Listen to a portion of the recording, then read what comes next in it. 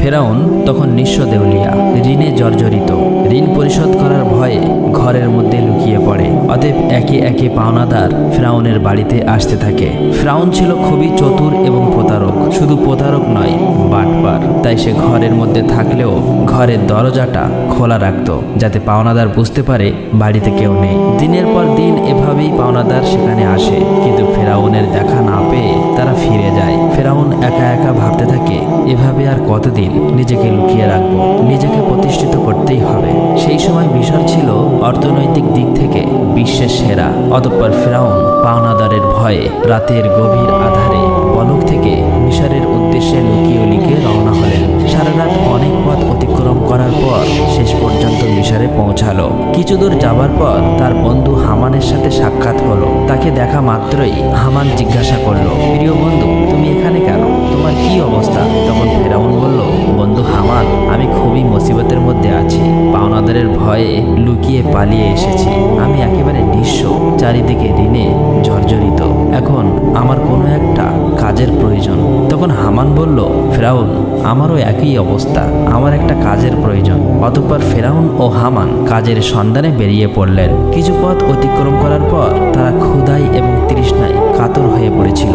দূরে লক্ষ্য করে দেখলো একটি লোক তরমুজ খেতে তরমুজ কাটার কাজ করছে। তখন ফেরাউন ও হামান ধীরে ধীরে সেই তরমুজ ক্ষেতের সামনে গিয়ে বলল, চাচা যান, আমরা খুবই ক্ষুধার্ত, আমাদের কিছু তরমুজ খেতে দেবেন? এই কথা শোনা মাত্র লোকটি তাদের তরমুজ খেতে দিল। তারা পেট ভরে তরমুজ খেয়ে তৃপ্তি পেল। তারপর ওই তরমুজ ক্ষেতের মালিক তাদেরকে জিজ্ঞেস করলো, তোমাদের তো আগে কখনো দেখিনি, তোমরা কে আর কোথা থেকে আসছো? তখন ফেরাউন বলল, আমরা ভিন দেশি, বলক থেকে আসছি কাজের জন্য। তরমুজ ক্ষেতের মালিক ভাবলো তারও কাজের লোক দরকার, তাই সে তাদেরকে বলল, তোমরা কি আমার কাছে কাজ করবে?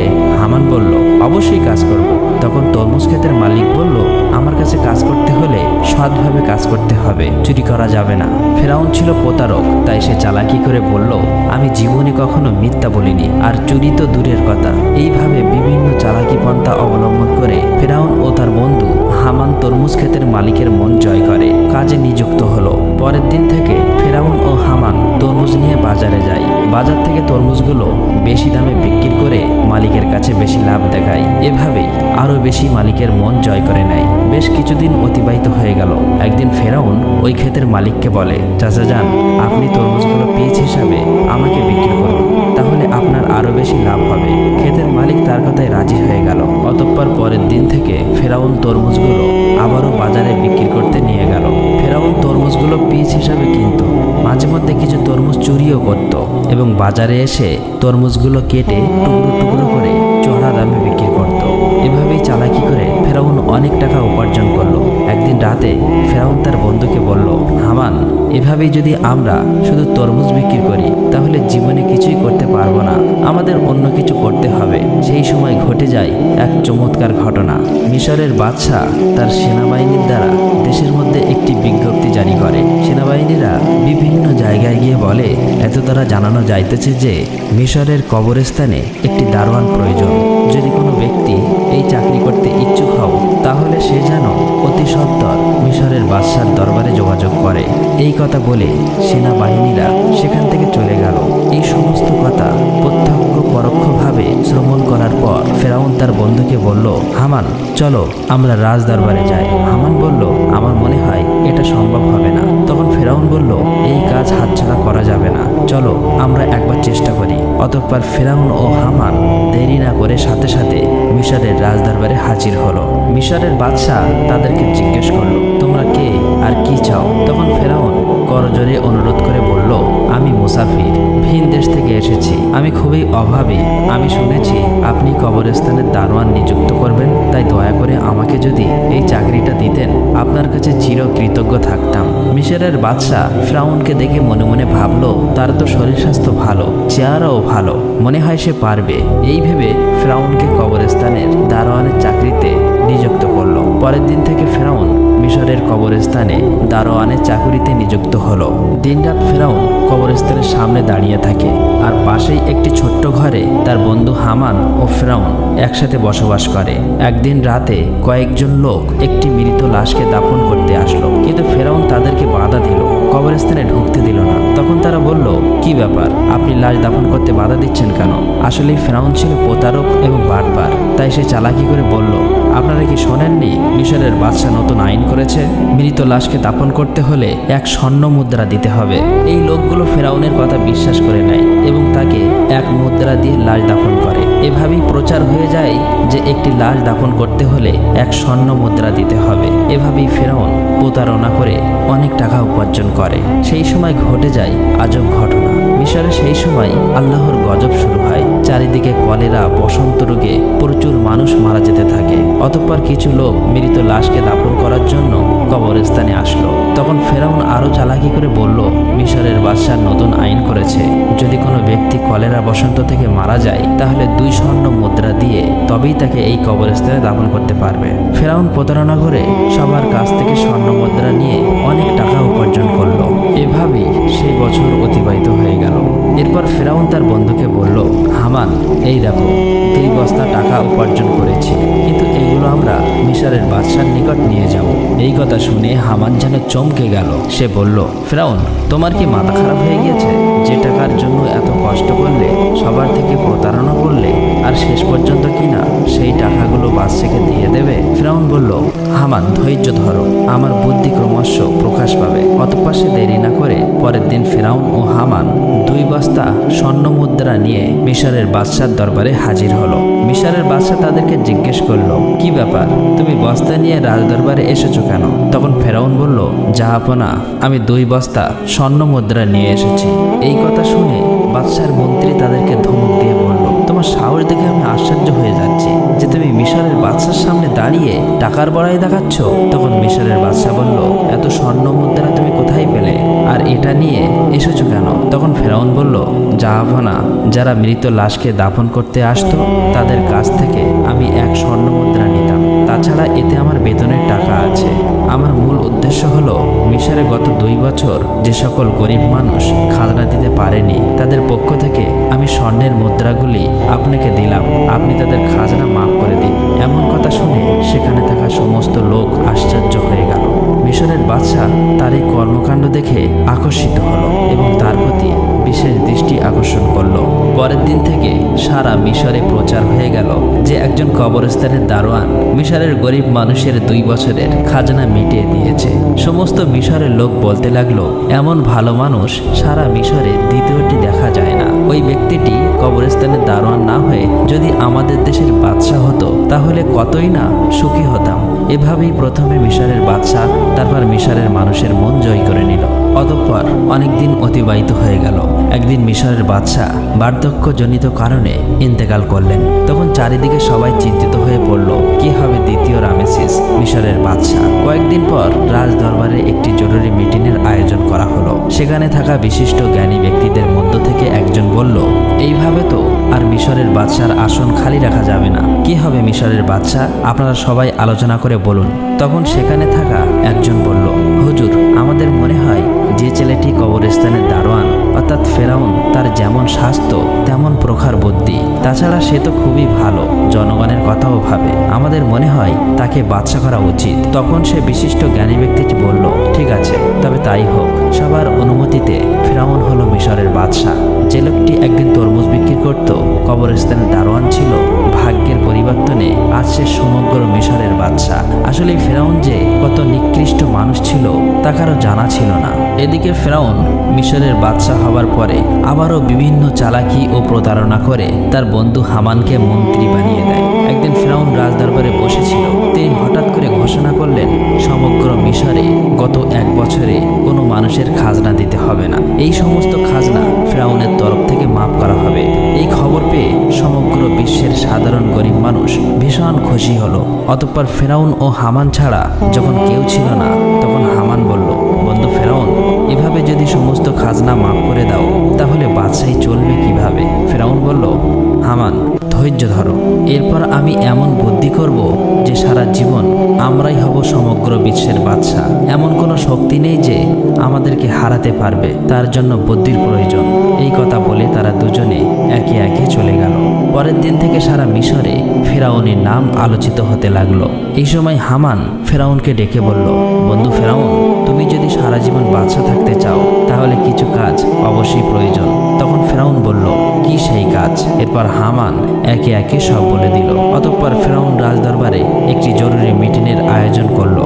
তখন ফেরাউন বলল, আজ থেকে সারা মিশরে কোনো শিক্ষা ব্যবস্থা থাকবে না, সমস্ত পাঠশালা বন্ধ করে দেওয়া হবে। ফেরাউন রাজকীয় ফরমান জারি করলো, মিশরের কোনো ব্যক্তি শিক্ষা নিতে এবং দিতে পারবে না। যদি কোনো ব্যক্তি এই হুকুম অমান্য করে তাহলে তাকে হত্যা করা হবে। সারা মিশরে যারা ছোট ছোট পাথরের মূর্তি বানিয়ে পূজা করে সেগুলি যেন ভেঙে দিয়ে ফেরাউনের মূর্তি পূজা করে। এইভাবে অল্প দিনের মধ্যে ফেরাউনের কথায় ভীত হয়ে লেখাপড়া বন্ধ করে দেয় এবং সমগ্র মিশরের মানুষ আল্লাহর কথা ভুলে গিয়ে মূর্খ অজ্ঞতা হয়ে পড়ে। মানুষ সম্পূর্ণরূপে চতুষ্পদ জন্তুর মতো হয়ে পড়ল।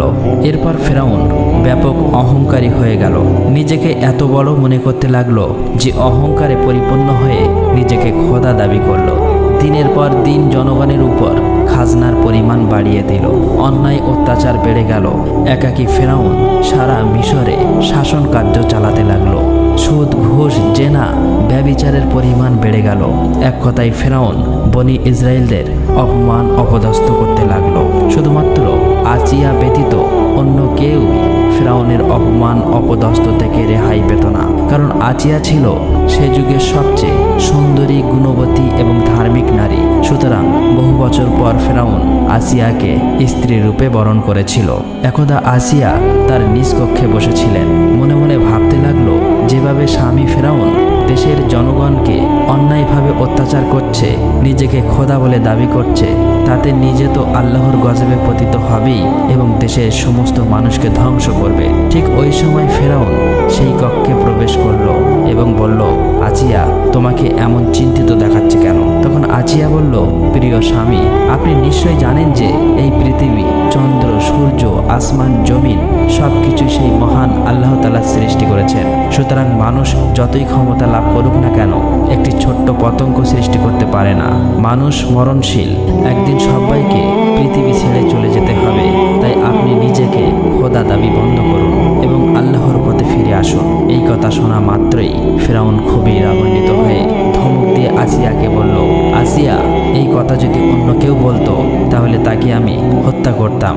সবাই যেমন আমাকে খোদা মেনে নিয়েছে, তুমিও আমাকে খোদা বলে মেনে নাও, নয়তো তোমার অবস্থা তাদের মতোই হবে। এই কথা বলে ফেরাউন সেখান থেকে চলে গেল। এদিকে আসিয়া খুব চিন্তিত হয়ে পড়ল, কেননা তার কিছুই করার ছিল না। চোখ দিয়ে শুধু অশ্রু ঝরতে লাগলো। এভাবেই বহুদিন অতিবাহিত হয়ে গেল। অতঃপর ফেরাউন একদিন তার নিজ কক্ষে শায়িত ছিলেন। গভীর রজনীতে তিনি স্বপ্নে দেখলেন একটি বিশাল বড় আগুনের গোলা বনি ইসরায়েলের দিক থেকে এসে সারা মিশরকে জ্বালিয়ে পুড়িয়ে ছাই করে দিচ্ছে, অথচ বনি ইসরায়েলদের কিছুই হয়নি। এই স্বপ্ন দেখে ফেরাউন তাড়াতাড়ি জেগে গেল। ফেরাউন দেরি না করে পরের দিন দেশের বিভিন্ন প্রান্তে থাকা বড় বড় জ্যোতিষীদের রাজ দরবারে ডাকলেন এবং নিজের স্বপ্নের কথা বললেন। ফেরাউনের এই স্বপ্নের তাবির করে জ্যোতিষীদের মধ্যে একজন জ্যোতিষী বলল, জাহাপনা, আপনি কিছু মনে করবেন না, ভবিষ্যতে আমরা আপনার মৃত্যু দেখতে পাচ্ছি। আপনি বেশি দিন মিশরের বাদশা থাকতে পারবেন না, আপনার ক্ষমতা চূর্ণ বিচূর্ণ হয়ে যাবে। এই কথা শ্রবণ করে ফেরাউন অত্যন্ত রাগান্বিত হয়ে জ্যোতিষীকে ধমক দিয়ে বলল, কি বলতে চাইছো? আমাকে ক্ষমতা থেকে হারাবে এমন কোনো শক্তি আছে? তখন জ্যোতিষী বলল, বনি ইসরায়েলদের মধ্য হতে মুসা নামক একটি ছেলে আপনার ক্ষমতা শেষ করে দেবে। এই কথা বলে তারা সেখান থেকে চলে গেল। কিছুদিন পর ফেরাউন হামানকে বলল, সারা মিশরে যে ঘরে শিশুপুত্র সন্তান থাকবে তুমি সৈন্য বাহিনী নিয়ে তাদেরকে হত্যা করো। ফেরাউনের কথা মতো হামান সেনাবাহিনী নিয়ে মিশরের প্রতিটি বাড়িতে তল্লাশি করে পুত্র সন্তানদের হত্যা করতে লাগলো। তাফসীর কারকদের মতে এভাবেই যখন প্রায় ৮০,০০০ পুত্র সন্তান হত্যা করা শেষ হলো, তখন ফেরাউন আবারও মিশরের সবচেয়ে বড় বড় জ্যোতিষীদের গণনার জন্য আনা হলো। অতঃপর জ্যোতিষীরা তখন বলল, জাহাপনা, আমরা গণনা করে দেখতে পাচ্ছি আপনি যতগুলো পুত্র সন্তান হত্যা করেছেন তার মধ্যে মুসা নামক সেই ছেলেটি নেই। তখন ফেরাউন বলল, ভালো করে গণনা করো। এবার জ্যোতিষীরা বলল, জাহাপনা, আমরা গণনা করে দেখতে পাচ্ছি আপনি যতই তাকে হত্যা করার চেষ্টা করেন না কেন তাকে হত্যা করতে পারবে না। মুসা নামক সেই ছেলেটি আপনার ক্ষমতা চূর্ণ বিচূর্ণ করে দেবে, আর সেই ছেলেটি এখন শিশু। এই কথা শোনা মাত্রই ফেরাউন আরো রাগান্বিত হলো এবং সাথে সাথে হুকুম করলো, তোমরা প্রতিটি বাড়িতে গিয়ে তল্লাশি করো, যে ঘরে মুসা থাকুক না কেন তাকে হত্যা করো। এই খবর সারা মিশরে ছড়িয়ে পড়ল। তখন হজরত মুসা আলাইহিস সালামের আম্মাজান খুবই চিন্তিত হয়ে পড়লেন, কিভাবে তার শিশু মুসাকে বাঁচাবে। ঠিক ওই সময় তার কন্যা মরিয়ম নদীর চরে ছাগল চড়াচ্ছিল। ভালো করে লক্ষ্য করে দেখল হামান সহ ফেরাউনের অনেক সৈন্যবাহিনী তাদের বাড়ির দিকেই যাচ্ছে। এটা দেখার পর মরিয়ম খুব দ্রুত তার বাড়িতে চলে আসলো এবং বলল, আম্মাজান, ফেরাউনের সৈন্যবাহিনী আমাদের বাড়ির দিকে আসছে, আমার ভাই মুসাকে তুমি বাঁচাও। এই কথা শুনে হজরত মুসা আলাইহিস সালামের আম্মাজান একেবারে হতভম্ব হয়ে গেল। তিনি কিছুতেই বুঝতে পারছে না কি করবে। ততক্ষণে ফেরাউনের সৈন্যবাহিনী তাদের বাড়ি ঘিরে ফেলেছে। এমন সময় আল্লাহ রাব্বুল আলামিন গায়েবী আওয়াজের মাধ্যমে বললেন, হে মুসার আম্মাজান, তুমি দেরি করো না, তোমার পুত্র মুসাকে জ্বলন্ত চুলায় রেখে দিয়ে এসো। হজরত মুসা আলাইহিস সালামের আম্মাজান আর দেরি না করে জ্বলন্ত চুলায় শিশু মুসা আলাইহিস সালামকে রেখে দিলেন। আর তখন হঠাৎ করে ফেরাউনের সৈন্যবাহিনী ঘরের মধ্যে প্রবেশ করলো। তারা বলল, আমরা খবর পেয়েছি তোমার ঘরের মধ্যে মুসা নামক পুত্র সন্তান আছে, তাড়াতাড়ি আমাদের কাছে দিয়ে দাও। তখন আম্মাজান বলল, এই দেখুন, আমার তো কন্যা সন্তান, যদি আমার ঘরে মুসা থাকে তাহলে তোমরা খুঁজে বার করো। তারপর ফেরাউনের সৈন্যবাহিনী ঘরের এদিক ওদিক তন্ন তন্ন করে খুঁজতে লাগলো, কিন্তু কোথাও পেল না। অবশেষে সেখান থেকে তারা সবাই চলে গেল। এরপর হজরত মুসা আলাইহিস সালামের আম্মাজান কাঁদতে কাঁদতে ওই জ্বলন্ত চুলার কাছে গিয়ে দেখলো হজরত মুসা আলাইহিস সালাম বেঁচে আছে এবং ওই জ্বলন্ত আগুনের মধ্যেই খেলা করছে। আল্লাহর কুদরতে হজরত মুসা আলাইহিস সালামের একটি পশমও আগুনে পড়েনি। তখন হজরত মুসা আলাইহিস সালামের আম্মাজান আল্লাহর দরবারে শুকরিয়া আদায় করলেন এবং বললেন, হে আল্লাহ, তুমি সমস্ত ক্ষমতার মালিক, সমস্ত প্রশংসা তোমারই। আল্লাহ গো, তুমি আমার পুত্র মুসাকে বাঁচিয়েছ। অতঃপর হজরত মুসা আলাইহিস সালামের আম্মাজান ওই দিন রাতে স্বপ্ন দেখলেন আল্লাহ রাব্বুল আলামিন বলছেন, তুমি একটা কাঠের সিন্দুক তৈরি করো এবং হজরত মুসা আলাইহিস সালামকে ওই সিন্দুকের মধ্য দিয়ে নীল নদে ভাসিয়ে দাও। এদিকে আল্লাহ রাব্বুল আলামিন হজরত জিব্রাইল আলাইহিস সালামকে ডেকে বললেন, হে জিব্রাইল, তুমি যাও মুসা আলাইহিস সালামের আম্মাজানকে সাহায্য করো। এই নির্দেশ পেয়ে হজরত জিব্রাইল আলাইহিস সালাম মুসা নবীর বাড়ির দিকে আসতে লাগলেন। সকালবেলা হজরত মুসা আলাইহিস সালামের আম্মাজান নিজের ঘরের সামনেই খুবই চিন্তিত অবস্থায় ছিলেন। এমন সময় দেখলেন একজন দরবেশ তার বাড়িতে এসে হাজির হলেন। তখন মুসা নবীর আম্মাজান বললেন, আপনি কে? আপনাকে তো চিনলাম না। তখন তিনি নিজের পরিচয় গোপন রেখে বললেন, আমি একজন কাঠ মিস্ত্রি, আপনার কি কোনো কাঠের জিনিস তৈরি করতে হবে? সাথে সাথে মুসা নবীর আম্মাজান বলল, অবশ্যই, আমার একটা কাঠের সিন্দুক তৈরি করতে হবে। আর এভাবেই আল্লাহ তাআলা সেদিন জিব্রাইল আলাইহিস সালামের মাধ্যমে মুসা আলাইহিস সালামের আম্মাজানকে সিন্দুক বানিয়ে সাহায্য করেছিল। অতঃপর মুসা আলাইহিস সালামকে নীল নদে ভাসিয়ে দিলেন। আল্লাহর কি কুদরত! নীল নদের স্রোত যেদিকে যায় হযরত মুসা আলাইহিস সালামের কাঠের সিন্দুক ওই স্রোতের উল্টো দিকে যায়। এইভাবে ভাসতে ভাসতে হযরত মুসা আলাইহিস সালামের এই কাঠের সিন্দুক ফেরাউনের রাজদরবারের কাছে গিয়ে পৌঁছালো। সেখানে উপস্থিত ছিল ফেরাউন এবং তার স্ত্রী মা আসিয়া এবং দাসী। সিন্দুকটি দেখা মাত্র মা আসিয়া এগিয়ে এলো। মা আসিয়া সিন্দুকটি খুলে দেখলো একটি ফুটফুটে কচি শিশু, তার ললাটে যেন নূরের আলো চমকাচ্ছে। এত সুন্দর শিশু সে জীবনে কখনোই দেখেনি। তাই দেরি না করে মা আসিয়া মুসা আলাইহিস সালামকে কোলে তুলে নিল এবং ফেরাউনের কাছে গিয়ে বলল, দেখুন কত সুন্দর শিশু, এই শিশুটিকে আমি লালন পালন করব। এটা শুনে ফেরাউন বলল, না, এই শিশুই হয়তো আমাদের শত্রু হবে। এটাই বনি ইসরায়েলদের মধ্যে থেকে কোনো এক শিশু হতে পারে, একে আমি হত্যা করব। তখন মা আসিয়া বলল, কি বলছেন? এটা যদি বনি ইসরায়েলদের কোনো শিশু হতো তাহলে নদীর স্রোতে উল্টো দিকে কিভাবে আসলো? এটা তো ওই দিকে যাওয়ার কথা ছিল। এই যুক্তি শুনে ফেরাউন আর কিছু বলল না, শুধু বললেন, ঠিক আছে, তুমি এই শিশুকে লালন পালন করতে পারো। অতঃপর মা আসিয়া হযরত মুসা আলাইহিস সালামকে নিয়ে রাজ দরবারে প্রবেশ করলেন। ফেরাউন যখন মুসা আলাইহিস সালামকে কোলে তুলে নিল এবং নিজের সন্তান রূপে আদর করার জন্য চুম্বন দিতে যাবে, এমন সময় হযরত মুসা আলাইহিসসালাম আল্লাহর হুকুমে ওই কচি শিশু হাতে এত জোরে ফেরাউনকে চড় মারল যেন রাজদরবার কেঁপে গেল। মনে হলো যেন ভূমিকম্প শুরু হয়ে গেছে। তখন ফেরাউনের মনে সন্দেহ প্রকাশ পেল। মনে মনে বলতে লাগলো, নিশ্চয়ই এই শিশু কোনো সাধারণ শিশু নয়, একে পরীক্ষা করতে হবে। তখন ফেরাউন একজনকে বলল, যাও কিছুটা স্বর্ণ আনো আর তার সাথে আগুন নিয়ে এসো, এই শিশুকে পরীক্ষা করব। এটা শুনে সেখানে থাকা উপস্থিত সবাই হতবাক হয়ে গেল। এই লোকটি যখন আগুন আর স্বর্ণ নিয়ে আসলো, ঠিক ওই সময় আল্লাহ রাব্বুল আলামিন হযরত জিবরাইল আলাইহিসসালামের মাধ্যমে হযরত মুসা আলাইহিসসালামের হাত আগুনের দিকে ঘুরিয়ে দিল। আর মুসা আলাইহিসসালাম চিৎকার করে কাঁদতে লাগলো। তখন আসিয়া বলল, আপনার মতো কঠিন হৃদয় এবং নিষ্ঠুর এই পৃথিবীতে আর কেউ নেই। এই কচি শিশু কি আগুন এবং স্বর্ণের কোনো পার্থক্য জানে? অতঃপর ফেরাউনের মনে সন্দেহ মুছে গেল। আর এইভাবে হযরত মুসা আলাইহিসসালাম ফেরাউনের বাড়িতেই বড় হতে লাগলো। প্রিয় দর্শক, আজকের ভিডিও এখানেই শেষ। আসসালামু আলাইকুম, সবাই ভালো থাকবেন।